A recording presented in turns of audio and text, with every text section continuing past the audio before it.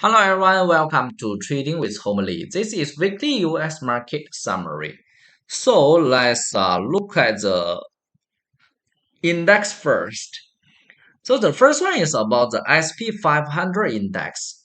So from the SP 500 daily chart, we can see now the index is still in the downtrend. Okay, if we draw a trend line here is lower high and lower low. So here is only a short-term rebound. And from the MACD indicator, also the same. Here show us the golden cross, right? But we can say the golden cross is below the zero line. So for the golden cross below the zero line, most of the golden cross will be short-term rebound.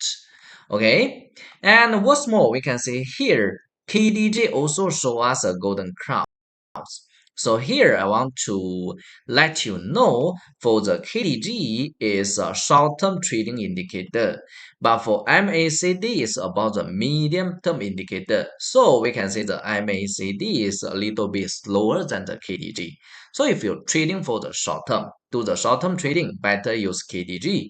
But if you trade for medium-term, you can choose MACD.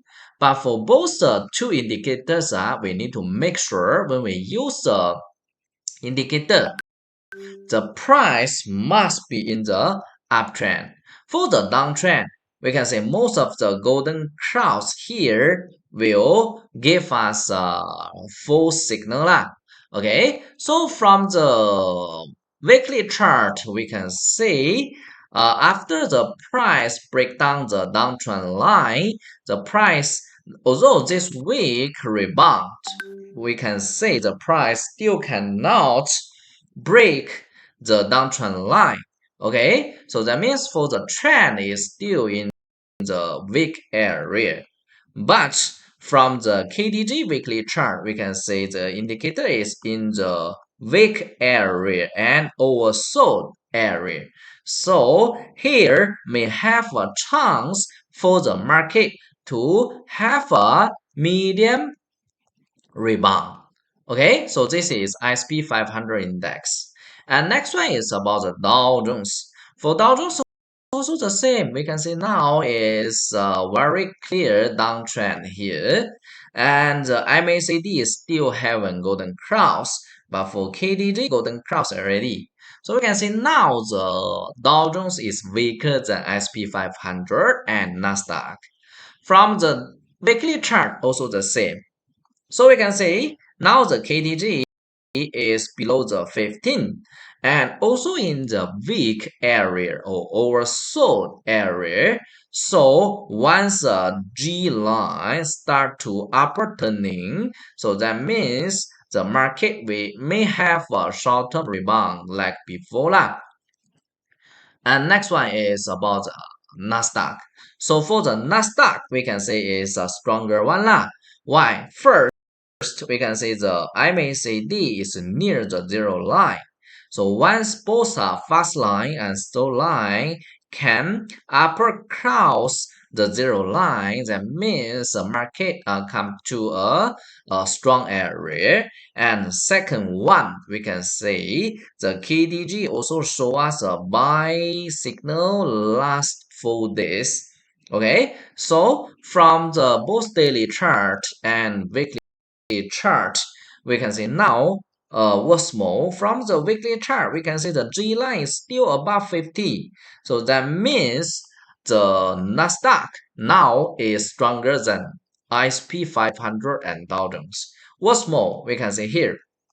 Here is a double bottom, right? And then we can see the price correction still above the high point. So we can say now if correction to this point and close with a bullish candlestick. So if next week still can goes up. Okay, so another new uptrend will appear. So just from the trend line, we can know the Nasdaq now is stronger than ISP 500 and Dow Jones. Okay, so we need to still remember next Tuesday is a turning point for the index. So we can say last time for the last year, the turning point for ISP 500, the successful rate is over 90%. So this time we need to be careful lah because now the price is rebound. So next Tuesday may be a short-term high point, but we need to compare with the CPI data, right? Okay, so next one is about the sector. So from the sector, we can say the bank sector is very weak, right? Especially for the FRC, the First Republic Bank, also drop a lot. So just from the daily chart, here we can see actually before the price crashed down, here MACD show us a golden cross already, and what's more, we can see the moving average here is in the downtrend. So that means this kind of stock is in a very weak area, and the MACD show us a sell signal here. So now some investors may want to know whether it's a good signal for us to go and buy. For me lah, okay, my own strategy, I won't trade this kind of stock. For me, I want to make my self safety first. Usually, I will trade a stock in the uptrend, and then I will find the retreat or correction signal here and find the buy signal. So for this kind of stock, I won't touch. So we can see next one is about the Tesla. So for Tesla, also yesterday, one investor asked me, hi, can I buy Tesla? So just from the indicator, we can see here still no golden cross. So no buy signal yet. But for Tesla, we can see now it's still in the correction area. So we need to make sure, or later once MACD golden cross is a buy signal for us. And next one is about AMD. Actually, AMD is stronger, right? Stronger than NVIDIA. Why? We can see here. For the MACD indicator, actually here is a buy signal, right? And what's more, we can say from this period, the AMD, the MACD indicator is above the zero line. That means the stock is in the strong area. So later, once the MACD show us a golden cross and above the zero line is strongly recommended for us to show us a buy signal here. Okay, so if you trade for short term or medium term, you can consider. And what's more, last week, I think I mentioned about the moving average because the price is stand above the 200 moving average is form a medium to long term uptrend. So this is my own strategy lah. You can trade if the stock is in the uptrend, and then when the price correction, after correction, show us a buy signal. I would be like to this kind of buy point. And the golden cross here actually. And the last one is about the Meta platform. Actually, for Meta platform, we can say also very strong than the index. And the last buy signal is around here. So actually we can see here is both fast line and the slow line is above the zero line.